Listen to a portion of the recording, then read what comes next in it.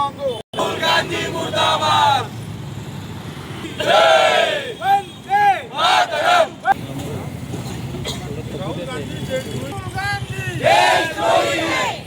राहुल गांधी माफी मांगो। माफी मांगो। माफी मांगो। माफी मांगो। राहुल गांधी माफी मांगो।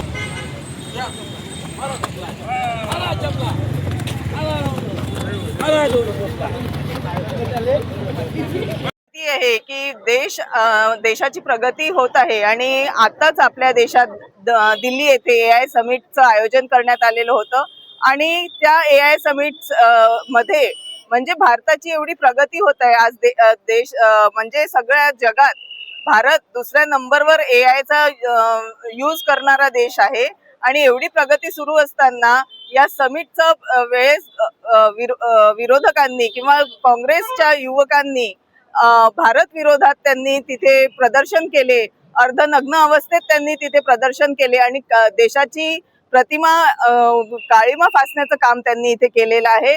आपण आज बघतो आहे की 70-80 वर्षानंतर आज खऱ्या अर्थाने देशाची प्रगती आपण इथे होताना बघतोय। शैक्षणिक क्षेत्र असो, टेक्नॉलॉजी असो, विकासात्मक कामं असो, प्रत्येक क्षेत्रात भारत हा नंबर 1 कडे वळण्यात जातो आहे। काही गोष्टींमध्ये आपण नंबर 2 वर आहोत, नंबर 3 वर आहोत, पण एवढी टॉप 10 मध्ये आपली प्रगती सुरू असताना देशातले लोक देशाची प्रतिमा खराब करत आहे याचा आम्हाला खरंच खूप खेद वाटतो आहे आणि यासाठी आम्ही आज हे आंदोलन केलेलं आहे। आपल्याला माहित असेल की काही दिवसापूर्वी दिल्लीच्या भारत मंडपमध्ये जगभरातले सगळे AI तज्ञ अशा 3000 प्रतिनिधींची AI समिट सुरू असताना आपण पाहतो की आज जगामध्ये भारत हा मोठा डेटा सेंटर बनतोय जगाचा। त्या दृष्टीने ते AI समिटचं त्या ठिकाणी आयोजन करण्यात आलं आणि जगभरातले प्रतिनिधी त्या ठिकाणी आले, परंतु काँग्रेसची नेहमी भारत विरोधी भूमिका राहिलेली आहे, देशविरोधी भूमिका राहिलेली आहे आणि म्हणून काँग्रेसमधील युवक काँग्रेसच्या 4 कार्यकर्त्यांनी त्या भारत मंडपमध्ये जाऊन आपले स्वतःचे कपडे काढून त्या ठिकाणी भारत विरोधी घोषणा दिल्या आणि एक प्रकारे या जगाच्या नकाशावर भारताची प्रतिमा मलिन करण्याचं काम काँग्रेस पक्षाने केलेलं आहे।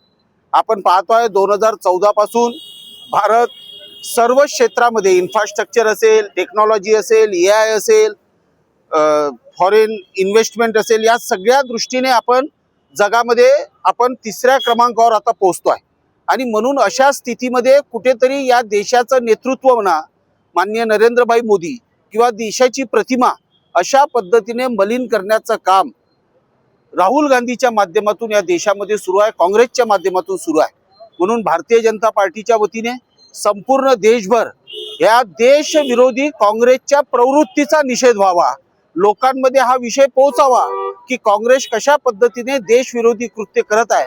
म्हणून भारतीय जनता पार्टी, आमची महिला मोर्चा असेल, आमचा युवा मोर्चा असेल आणि सर्व पदाधिकारी, आम्ही आमचे प्रदेशाचे नवनियुक्त उपाध्यक्ष माननीय रामदासजी तडस, आमच्या महिला मोर्चाच्या जिल्हा अध्यक्षा वैशालीताई येरावार यांच्या नेतृत्वामध्ये या ठिकाणी राहुल गांधी आणि काँग्रेसच्या विरुद्ध आम्ही या ठिकाणी निषेध आंदोलन करतो। काँग्रेसला देशात आता जनाधार राहिला नाही, अण्णा राहुल गांधीला जनाधार राहिला नाही। दिल्लीला याची मीटिंग असताना बाहेर देशातले लोक प्रतिनिधी त्या ठिकाणी आले होते आणि त्या प्रतिनिधी समोर भारत देशाची प्रतिमा मलिन करण्याचं काम काँग्रेस आणि त्यांच्या सहकार्यानं केलं।